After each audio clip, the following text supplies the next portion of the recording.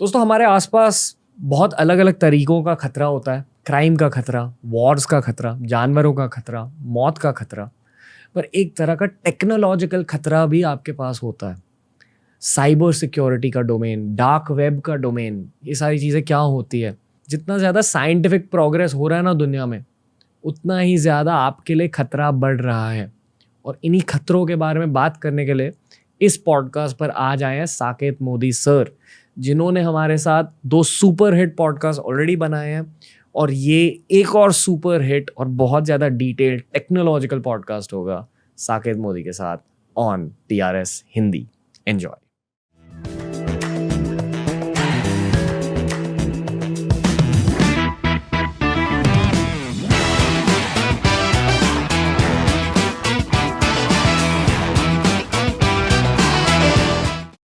IT minister को डराने वाले इंसान साकेत मोदी का स्वागत है द रणवीर शो हिंदी में।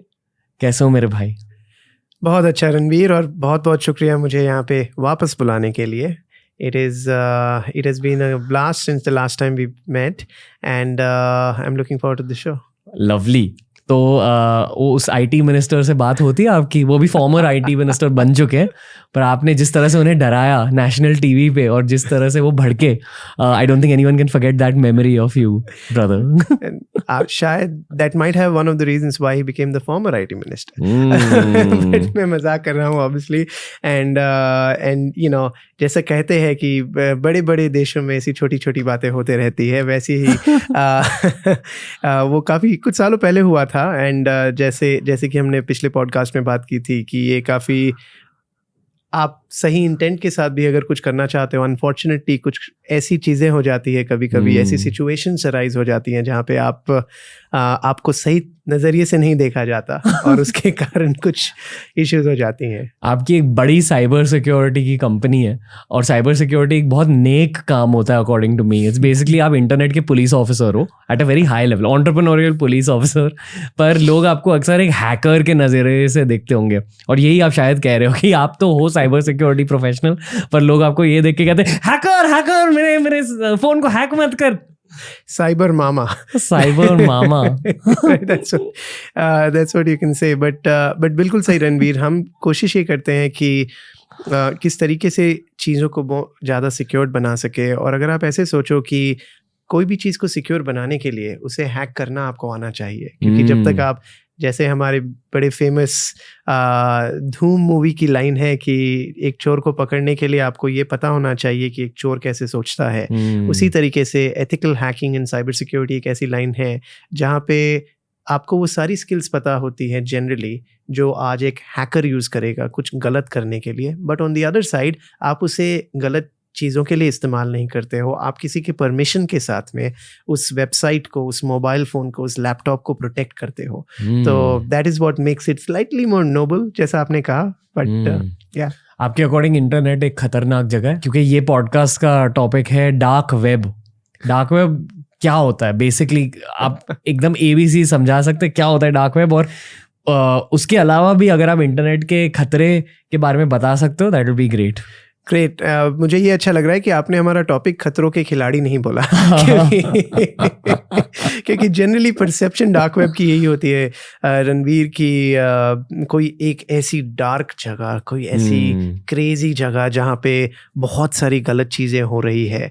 सो आज हम ये करेंगे जहाँ पे हम थोड़ा सा डीप डाइव करेंगे कि डार्क वेब होता क्या है और कैसे डार्क वेब की चीज़ें इस्तेमाल की जाती हैं ग्लोबली। और वहाँ पे काफ़ी सारी चैलेंजेस भी है, but at the same time dark web को आप काफ़ी अच्छे तरीके से यूज़ भी कर सकते हो, जहाँ पे चाहे आपको खुद सर्विलेंस से बचना हो, जहाँ आपको अपनी प्राइवेसी मेंटेन रखनी हो, चाहे आप कुछ लिख रहे हो एज अ जर्नलिस्ट या आप कोई कम्युनिकेशन कर रहे हो as a businessman, dark web काफ़ी यूज़फुल भी चीज़ हो सकती है। डार्क वेब मतलब ये होता है Ranveer, it is not about गलत चीज़ें, बट डार्क वेब को डार्क वेब इसलिए बोला गया क्योंकि वहाँ पे जो चीज़ें होती है उसे ट्रैक करना बहुत बहुत मुश्किल होता है। और क्योंकि वो बहुत मुश्किल होता है उसके कारण चाहे आप कुछ अच्छी चीज़ करने की कोशिश कर रहे हो, चाहे कुछ बुरी चीज़ करने की कोशिश कर रहे हो, इन दोनों केसेस में आपको ट्रैक डाउन करना काफ़ी मुश्किल होता है, and that is generally the first principles of why dark web exist.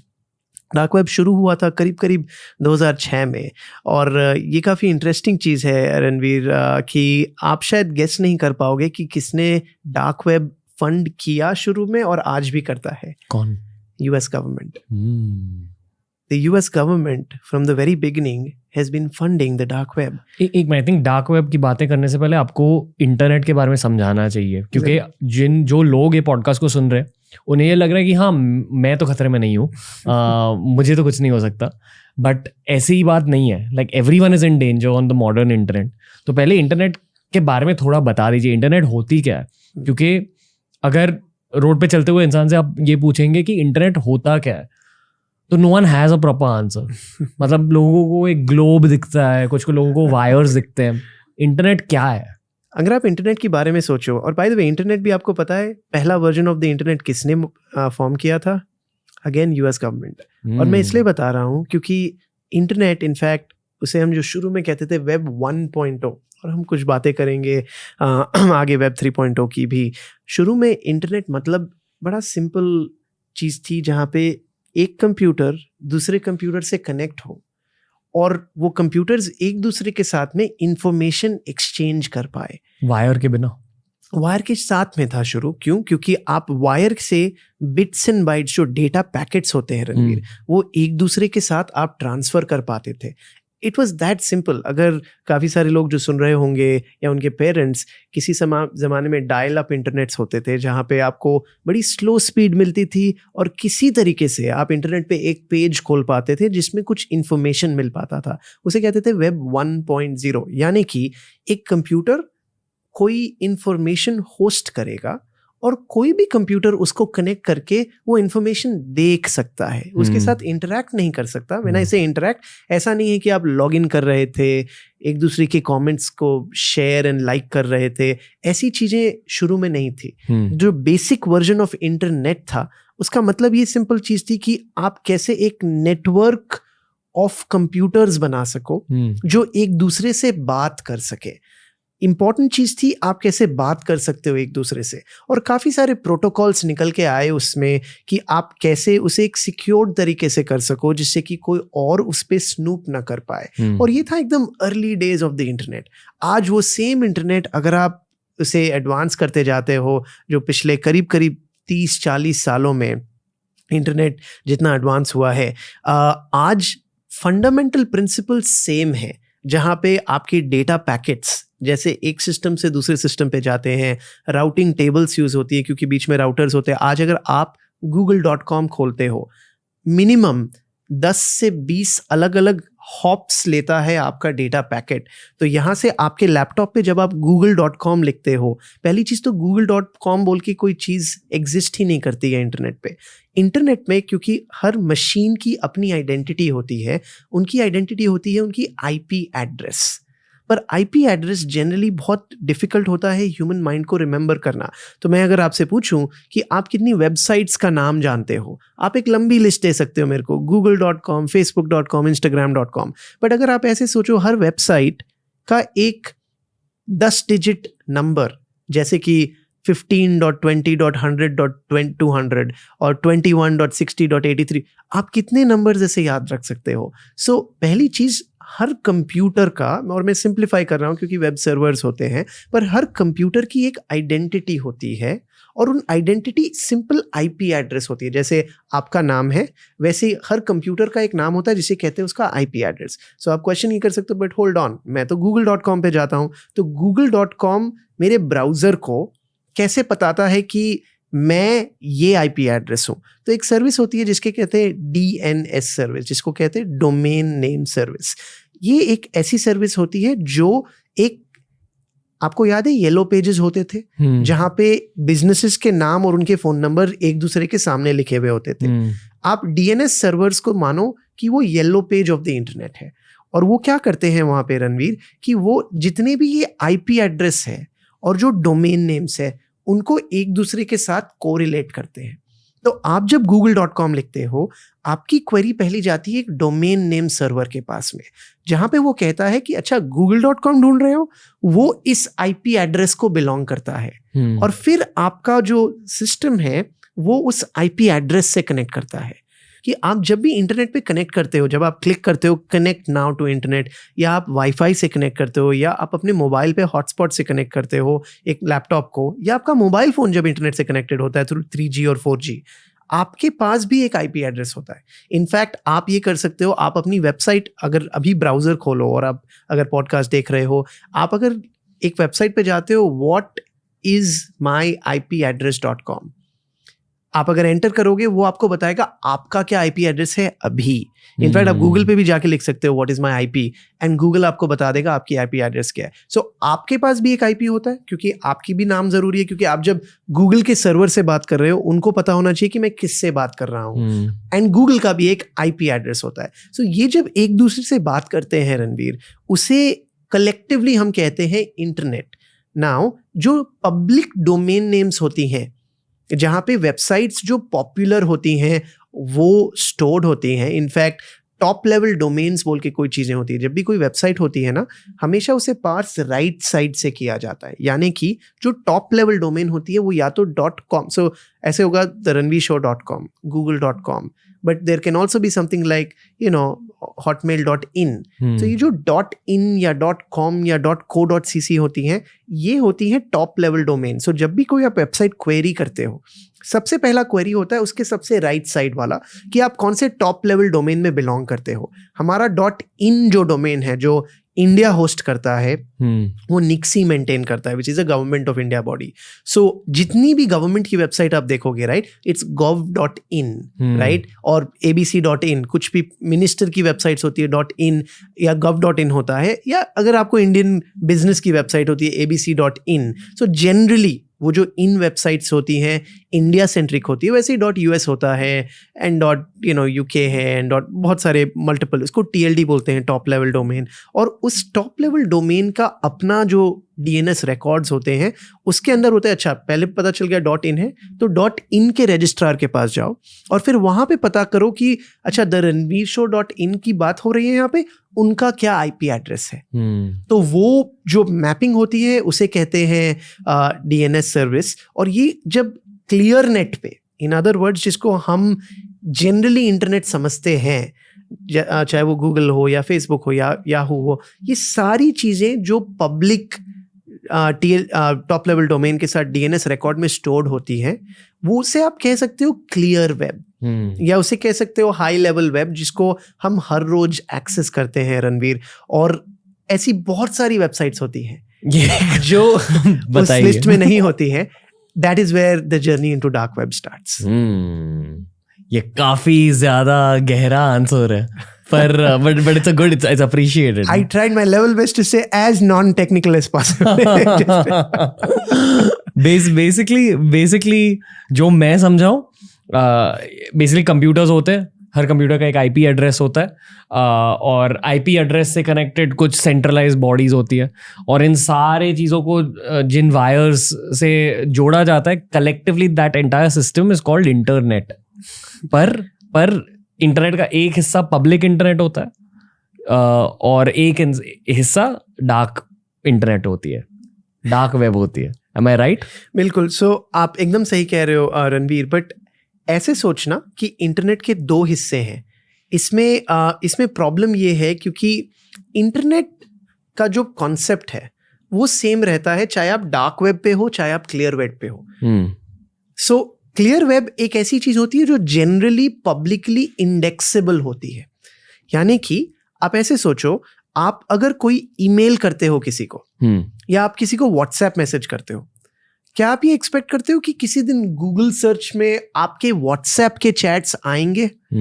कभी नहीं ना, क्योंकि आपके व्हाट्सएप चैट तो प्राइवेट है, आपके और एक किसी इंसान के बीच में है।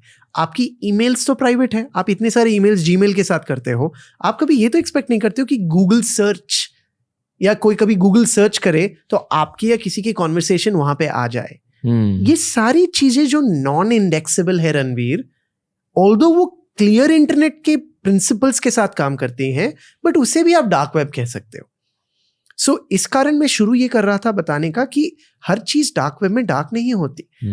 जो सर्च इंजन से क्वेरी किया जा सके उसे कहते हैं क्लियर वेब, जो सर्च इंजन से क्वेरी नहीं किया जा सके उसे आप कह सकते हो डार्क वेब। तो ये डार्क वेब का crime angle, porn angle, drugs angle कहाँ आता है? क्योंकि अक्सर मेन स्ट्रीम में लोग इन्हीं चीज़ों के बारे में सुनते हैं when it comes to dark web. बिल्कुल। सो रणवीर, मैंने जैसे आपको बताया, डार्क वेब का मतलब ये है कि आप ट्रैक नहीं हो सकते हो। जब आप ट्रैक नहीं हो सकते हो, आप उसे मल्टीपल रीजन से यूज करते हो। फॉर एग्जाम्पल, अगर मुझे कोई चीज पढ़ना है, फॉर एग्जाम्पल मुझे कोई बुक्स पढ़नी है जो बैंड है एक पर्टिकुलर कंट्री में, the best way to do that is the dark web. In fact dark web में ऐसे बहुत सारे अमेजिंग फोरम्स है जहां पे खाली बैंड बुक्स मिलती है। मुझे कोई कम्युनिकेशन करना है which is very sensitive to national security, it doesn't make sense to do that through gmail.com। जैसे कि कैसे कॉन्वर्सेशन, कोई भी कॉन्वर्सेशन अगर मुझे किसी टेररिस्ट के बारे में पता चल गया है और मुझे वो किसी को बताना है इन अ वेरी वेरी कॉन्फिडेंशियल वे, जहां पे मुझे अपनी आइडेंटिटी नहीं डिस्क्लोज करनी, if that is the case, dark web will be a great way.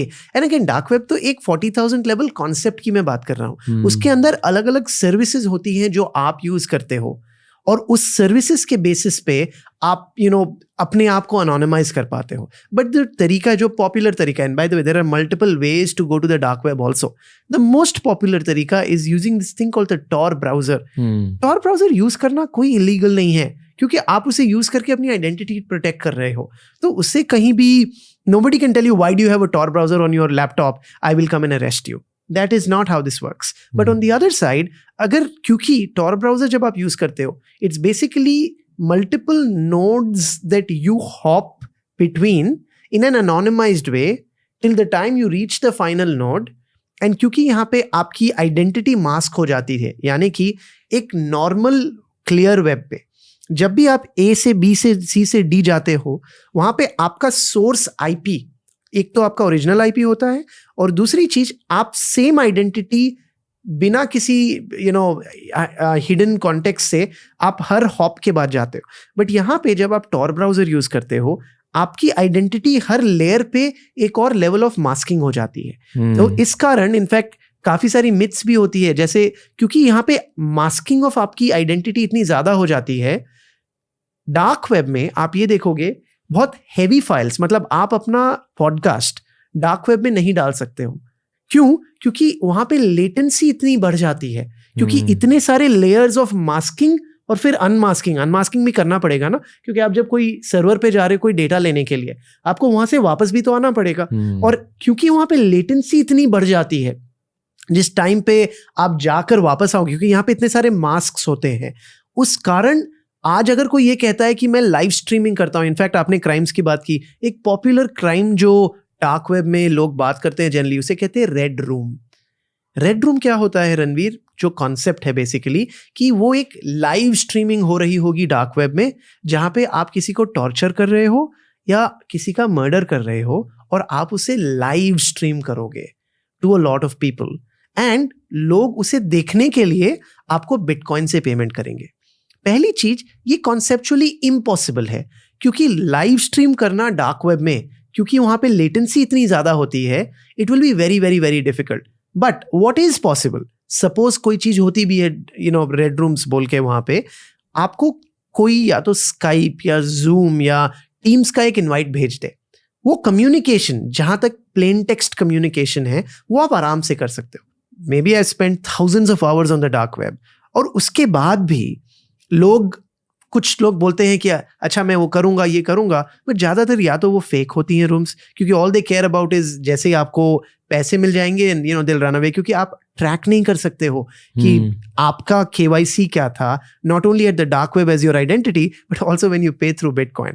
There are ways to sort that out also, there is something called escrow accounts and there can be smart contracts through Ethereum, but that's a different story. I'm just keeping things very very simple here, that in most cases that either they are very fraudulent And it's like a very, very, very, very small minority of what you would be able to see these things as a red room. While it makes for great, oh my God, this is what is happening in the dark web, but that's not the case. But on the other side, what is very popular, as you said, right, unfortunately, very popular would be child pornography. It will be, it would be talking about things which are not popular in nature, right? In fact, ये काफ़ी popular चीज़ है कि करीब करीब early 2000, I think it was 14 or 15, the US government, which by the way is one of the biggest not only supporters of the dark web and it funds the dark web, but it also is very very heavily involved. In fact, ज़्यादातर forums जो dark web में होती हैं, not only US government की 3-letter agencies उसे चलाती हैं without you knowing about it, but globally बहुत सारी intelligence agencies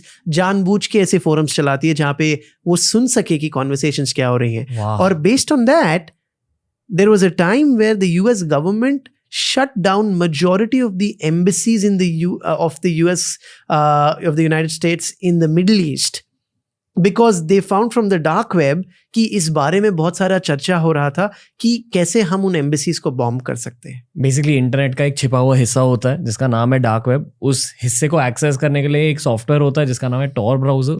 और टॉर ब्राउजर की खासियत ये है कि आपकी आईपी चेंज होते रहेगी उस सॉफ्टवेयर पे, तो आपका एड्रेस चेंज होते रहेगा, तो किसी को ये पता नहीं चलेगा कि आप असल में हो कौन. चेंज की जगह मास्क, क्योंकि आप अपनी आईपी चेंज नहीं कर सकते हो. आपको जो एलोकेट किया जाता है आपके इंटरनेट सर्विस प्रोवाइडर से, आपकी आइडेंटिटी वही होती है. आप छिपा सकते हो. हाँ, उसे आप छिपाते हो. सो आप हर लेयर पे जब हॉप करते हो आप उसे मास्क कर देते हो. And that is where it becomes very difficult to crack. However, cyber security में एक बड़ी पॉपुलर सेइंग है, उसे कहते हैं in God we trust, everything else we track. In other words what that means is कि काफ़ी सारी चीज़ें रणवीर ऐसी होती हैं जहाँ पे ऐसा नहीं है, उसे इम्पॉसिबल है ट्रैक करना, right? In fact I tell you what, do you know one of the top 5 funders of the dark web is not just the US government, but it is google.com. And the reason मैं आपको ये example दे रहा हूँ क्योंकि आप ऐसे सोचो, dark web एक ऐसी जगह जहाँ गूगल नहीं जा सकती, but Google is actually funding dark web. Why? Because there is so much to learn from it. पर ये जो आप कह रहे हो कि गूगल फंड करता है डार्क वेब को, गूगल भी करता है, खाली गूगल भी करता है. पर जब आप ये कह रहे हो कि फंड करते हैं, मतलब पैसा एग्जैक्टली जाता कहाँ है? 2 चीजें हैं यहाँ पे रणवीर.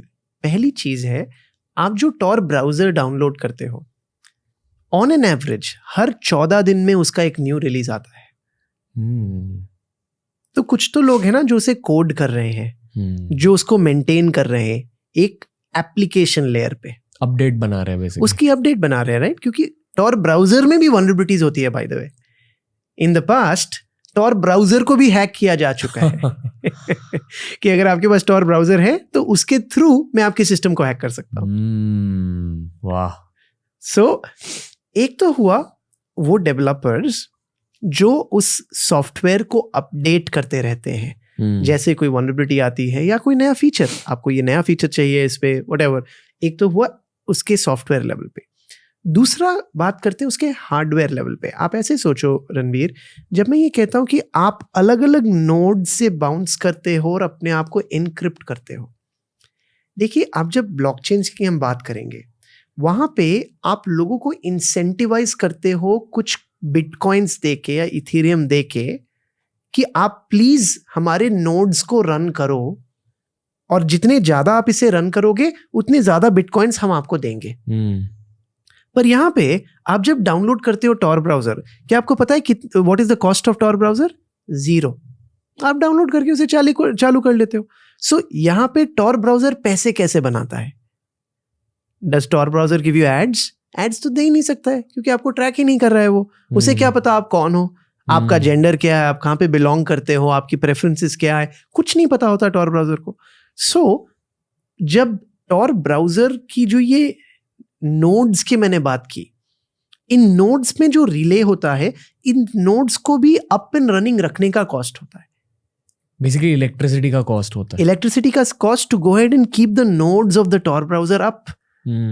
और क्योंकि वहां पे कोई मनी तो जनरेट हो नहीं रहा है, तो उसे फंड कौन करेगा? तो उसके कारण चाहे वो यूएस गवर्नमेंट हो, चाहे वो गूगल हो, चाहे वो बहुत सारी बड़ी कंपनीज हो, इसे फंड करती हैं. एंड ऑब्वियसली उसके कारण उन्हें एक इनसाइड आउट स्कूप मिलता है कि यार इस सॉफ्टवेयर में क्या बन रहा है। कुछ काफी टाइम वो डिक्टेट भी कर पाएंगे कि ये कहाँ पे जाना चाहिए, इसका रोड मैप, कि हमें क्या होना चाहिए, क्या करना चाहिए, क्या नहीं करना चाहिए। And it's pretty crazy if you think about it, right, कि why will the government fund one of the biggest projects to keep people anonymous? But it goes back to saying that that's exactly the place they should be, क्योंकि उनको जितनी intelligence यहाँ से मिल सकती है उतनी तो मतलब कहीं से मतलब rather than becoming an enemy, you actually become friends, which can, which actually makes so much more sense. मतलब जहाँ ड्रग डीलर्स रहते हैं वहाँ चले जाओ इन्फॉर्मेशन के लिए, अंडरकवर एजेंट बन के। वाह। पर ओके, मैं 2 सवाल है। पहला सवाल ये है कि एक आम इंसान किन चीज़ों के लिए डार्क वेब यूज़ कर सकता है? क्योंकि मैं एक्चुअली एक आदमी को जानता था जो रेगुलरली डार्क वेब से वीड मंगाते थे। या ये मैं नहीं हूँ, ये मैं नहीं कह रहा हूँ कि ओ मेरे एक दोस्त थे, मैं नहीं था। पर मेरे मैं किसी को जानता था जो हमेशा रेगुलरली डार्क वेब से वीड और LSD मंगाते थे। तो आई नो कि ये एक यूज़ केस हो गया। और क्या यूज केसेस है फॉर एन आम इंसान? पर दूसरा सवाल यह है कि गवर्नमेंट्स और आर्मीज और इंटेलिजेंस एजेंसीज किन किन चीजों के लिए डार्क वेब यूज करते हैं? श्योर। सो दोनों सवालों के बारे में बात करते हैं। पहली चीज, खाली वीड ही नहीं, बट चाहे आपको आर्म्स एंड एम्यूनिशन चाहिए, चाहे आप गन्स, या आपको फेक पासपोर्ट चाहिए किसी कंट्री का, या आपको क्रेडिट कार्ड चाहिए किसी और इंसान का। सो एक कॉन्सेप्ट होता है रणवीर, उसे कहते हैं कार्डिंग। कार्डिंग क्या होता है? जहाँ पे एक हैकर किसी ई-कॉमर्स कंपनी को हैक करके उसके सारे क्रेडिट कार्ड्स स्टील कर लेता है। इन्फो से ज़्यादा इंपॉर्टेंट है क्रेडिट कार्ड डिटेल्स। क्योंकि देखिए, अगर एक बड़ी ई-कॉमर्स कंपनी है जहाँ पे 10,000 यूजर्स है उसके, और वो 10,000 यूजर्स के 10,000 नाम किसी को मिले, वो बहुत कम चीजें कर सकता है उसे। बट अगर 10,000 क्रेडिट कार्ड डिटेल्स मिले जो एक्टिव है अभी, उसके साथ काफी सारी चीजें की जा सकती है। बट ये जो हैकर्स होते हैं बड़े स्मार्ट होते हैं, वो ये जानते हैं कि इन 10,000 में से एक भी क्रेडिट कार्ड अगर वो कहीं पे यूज करेंगे ना, वो एक ट्रैकिंग हिस्ट्री बन जाएगी उसकी। तो ये क्या करते हैं, ऐसे फोरम्स होते हैं डीप एंड डार्क वेब में जहां पे ये क्रेडिट कार्ड डिटेल्स वो ऑक्शन करते हैं। तो आप जाके एक साथ में, अगर आपको 20,000 वीजा के क्रेडिट कार्ड नंबर्स चाहिए डीप एंड डार्क वेब में, ऐसी फोरम्स है जो आपको वो दे देंगी, जो जहाँ पे हर क्रेडिट कार्ड के लिए वो 100 रुपए, 150 रुपए, यानी कि $2, $3 चार्ज करेंगे आपसे, और आपको बहुत आसानी से। और उससे अच्छी चीज क्या हो गई, क्योंकि जनरली 5,000, 10,000, 50,000 क्रेडिट कार्ड डिटेल्स होती हैं, तो उनको उनके पैसे मिल जाते हैं without using a credit card.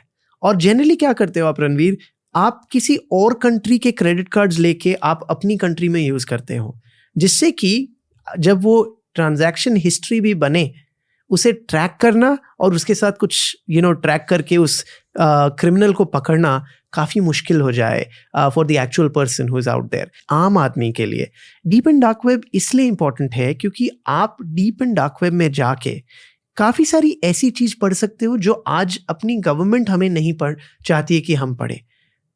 सो चाहे वो बैंड बुक्स हो, चाहे वो बैंड आर्टिकल्स हो, चाहे वो लाइफ हिस्ट्री हो बहुत सारे ऐसे लोगों की। आपको पता है कि कोई भी कंट्री में एक लंबी लिस्ट होती है ऐसे लोगों की कि गवर्नमेंट नहीं चाहती कि आप उसके बारे में पढ़ें।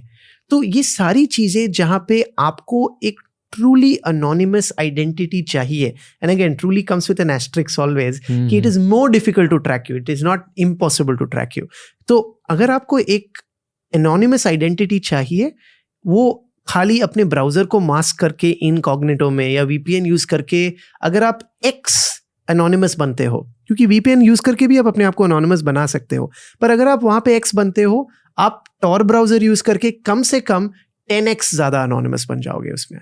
और वहां पे आप काफी सारी ऐसी, अगर आपको कुछ डिस्कशंस करनी है तो ज्यादातर डीप एंड डार्क वेब में, क्योंकि किसी की आइडेंटिटी पता नहीं होती आपको, तो आप बहुत सारे ऐसे फोरम्स में जा सकते हो जहां पे there are specific forums on specific topics, right? कि अगर आपको किसी कंट्री के बारे में बात करनी है कि what are the bad things about a country, क्या गलत चल रहा है एक कंट्री में, वो सारी चीज़ें की डेडिकेटेड फोरम्स है। एंड आखिरी चीज़ें, ये जो फोरम्स भी होते हैं रणवीर, ये काफ़ी ट्रस्ट बेस्ड होते हैं। And this might sound counter intuitive, क्योंकि मैं इतने देर से ये बोल रहा हूँ कि काफ़ी एनोनिमस होता है डार्क वेब, बट उल्टी तरफ ये भी बोल रहा हूँ कि काफ़ी ट्रस्ट बेस्ड होती है। ये दोनों चीज़ साथ में को एग्जिस्ट कैसे कर सकती है? ये इस कारण होता है रणवीर, क्योंकि आप अपना एक पर्सोना बनाते हो। आप ऐसे सोचो, अगर आप कोई गेम खेलते हो, वर्ल्ड ऑफ वॉरक्राफ्ट या कुछ भी, जनरली आप अपनी एक आईडी बनाते हो कि you know the dark night 23 for example, suppose आपने वो बनाया आईडी। जैसे ही आप अपनी आईडी बनाते हो और आप सेम प्लेयर हो, जहाँ पे दूसरे प्लेयर्स आपके चेहरा नहीं देख सकते, बट उस सेम गेम में, वर्ल्ड ऑफ वॉरक्राफ्ट या कोई भी आप माइमकास्ट व्हाटएवर, अगर आप हर रोज जाते हो और हर रोज कोई एक परफॉर्मेंस करते हो, लोग आपको डार्क नाइट 23 से आइडेंटिफाई करने लगते हैं। उसी तरीके से डार्क वेब के फोरम्स में आपका जो एलियस होता है, यानी कि इन सिंपल लैंग्वेज आपका निकनेम। सो अगर आपका निकनेम जो भी आप चूज करते हो अपने डार्क वेब में, और आप एक फोरम में जाते हो, वहां पे जो पब्लिक फोरम्स है वहां तो आप डायरेक्टली जाके बात कर सकते हो, बट जो और इंटेंस डिस्कशंस होती हैं between hackers, between a lot of criminals, उन फोरम्स को एंटर करने के लिए आपको वाउचेस चाहिए होती हैं। वाउचेस मतलब क्या होता है रणवीर? सपोज एक फोरम के अंदर आप जा रहे हो, आपको कम से एक फोरम कहता है कम से कम ऐसे 5 लोग लेके आओ जो already a part of forum है, जो आपके लिए वाउच करेंगे कि ये सच्चा हैकर है या ये सच्चा क्रिमिनल है और इसे हमें अपने फोरम्स में लेके आना चाहिए। तो वहां पे जनरली इट्स नॉट अबाउट आप कितने पैसे दे सकते हो, इट इज मोर अराउंड कि आप अपनी कितनी क्रेडिबिलिटी बिल्ड कर सकते हो अपने एलियस या निक नेम के साथ में, and that is what forums and chattings are all about. So cyber security cell इन लोगों को पकड़ता है? मतलब बहुत सारे ऐसे शरारती लोग होंगे अभी जो इस पॉडकास्ट को सुन के एक्साइटेड हुए होंगे, यार मैं भी यूज करूंगा। कोई भी साइबर सिक्योरिटी पुलिसिंग सिस्टम का कोई ना कोई डार्क वेब में प्रेजेंस जरूर होगा। हाउएवर, होना मतलब ये नहीं होता है कि वो ट्रैक करके आपको इमीडिएटली पकड़ सकते हैं, क्योंकि ये इतना अनोनिमस होता है कि it is actually a lot of effort that you have to give with a lot of signals that you collect over time through which you try to trace a particular person. So अगर कोई एक छोटा मोटा crime कर रहा है और ये सोचना कि अच्छा मैं अगर वो कर रहा हूँ डार्क वेब में और मैं इमीडिएटली पकड़ा जाऊंगा, ये जनरली ऐसा नहीं होता। इसके कारण जैसे आपने एग्जांपल दिया कि कुछ लोग सपोज वीड ऑर्डर कर रहे हैं very continuously, but I don't think they got caught, right? And they were doing it again and again and again and again. While if they try to do it on the phone, if they try to do it through email, तो एक trail रह जाती है और उन्हें पकड़ना relatively ज़्यादा आसान हो जाता है। एंड हमने देखा है बहुत सारे एग्जाम्पल्स और बहुत सारे केसेस जहाँ पे आप क्योंकि व्हाट्सएप में ऐसी चीज़ें ऑर्डर कर रहे थे, उसकी हिस्ट्री निकाल के, and that becomes a big problem for a lot of people. So what I would say is that is where a lot of law enforcement definitely exist, but वो वाली बात होती है, और हमने ऐसी बहुत सारी मूवीज़ में देखी है, राइट, कि जब police becomes a part of a drug gang, just because they found a small crime, it doesn't mean that they will blow up their cover. They would want to be there because they are after the big fish. They are after much more serious crimes which are happening.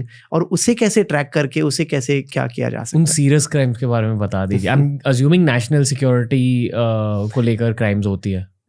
National security को लेके ज़रूर काफ़ी सारी discussions होती हैं वहाँ पे, Ranveer, in fact काफ़ी सारा डेफिनेटली टेररिज्म ऑल्सो, क्योंकि अगेन जब आपकी फोरम्स बहुत अनोनिमाइज्ड होते हैं, it actually becomes a very very convenient way, जहाँ पे अगर अलग अलग टेररिस्ट अलग अलग कंट्रीज में हैं, वो एक दूसरे से बात कर सकते हैं। So definitely that, but I would still say, having seen what things are, the higher percentage is more around personal, not crime, but it is more about banned content.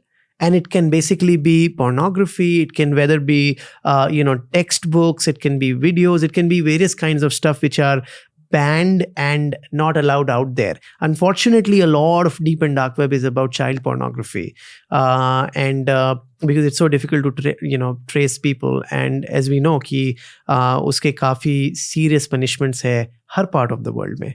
So yeah.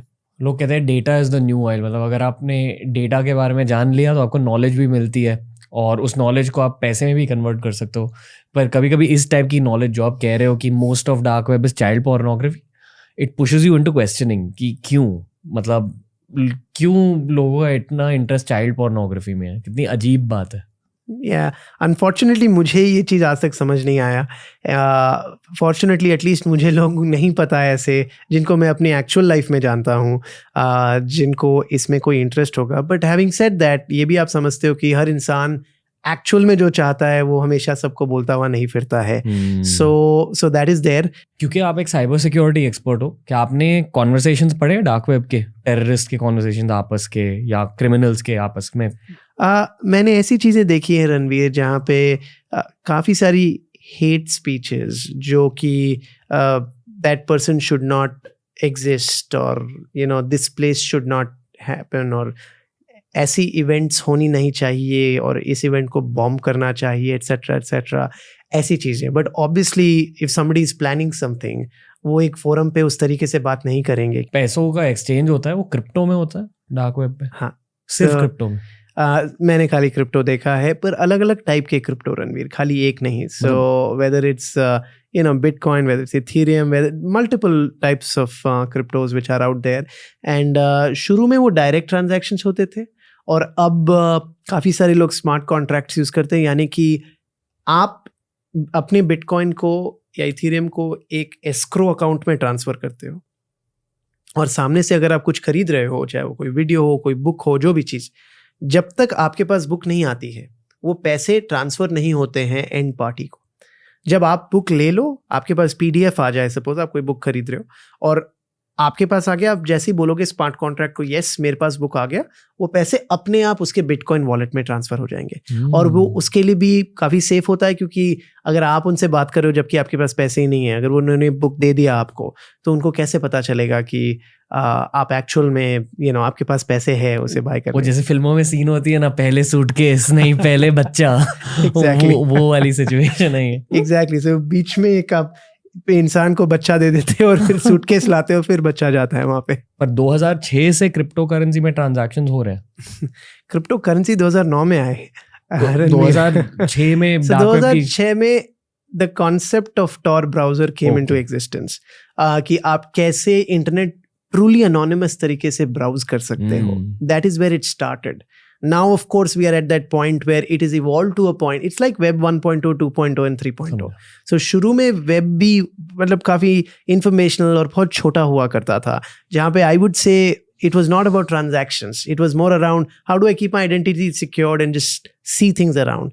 I would even say to the extent कि जिस तरीके से Web 1, 2 and 3 evolve हुआ, उस तरीके से, although we don't classify it like that, but there's definitely a dark web 1.0, 2.0 and 3.0, which has come a long way from an evolution perspective. तो dark web का फ्यूचर क्या है? ये इस एपिसोड का आखिरी सवाल है, क्योंकि काफी ज्यादा हैवी एपिसोड है. पर क्या अब क्या होने वाला है रणवीर? डार्क वेब जैसे जैसे आप फ्यूचर में जाते जाओगे ना, मेरे हिसाब से ज्यादातर इंटरनेट अपने आप डार्क वेब बनते जाएगा, not from a negative perspective. क्योंकि अगर आप एक सेकंड के लिए सोचो, वेब 3.0 जिस तरीके की टेक्नोलॉजी पे हम जा रहे हैं, वो एग्जैक्टली ऐसी टेक्नोलॉजी पे जा रहे हैं जहां पे आपको ट्रैक नहीं किया जा सके. एंड डार्क वेब और टॉर ब्राउजर एक तरीका है उसके अंदर जाने का. और तरीके हैं जहां पे आप इथेरियम ब्लॉकचेन यूज करके उसके ऊपर अगर आप वेब एप्लीकेशन डेवलप करते हो और डेटा सब जगह स्टोर करते हो, एक जगह स्टोर नहीं करते हो. सो मेरे हिसाब से it will actually become more popular in the future. And अगर आप एक सेकंड के लिए मेटावर्स और डार्क वेब को साथ में कंबाइन करते हो, it actually becomes a very interesting future.